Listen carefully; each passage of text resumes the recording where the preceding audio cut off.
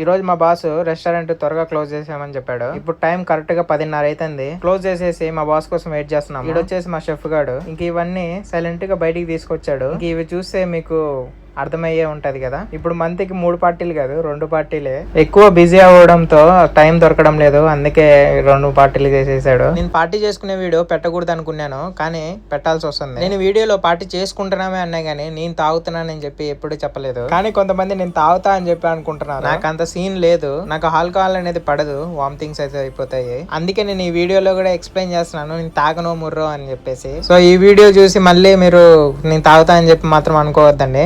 ఇది చూసారా, ఇది నా గ్లాసే, నేను ఫ్యాంటా తాగుతాను.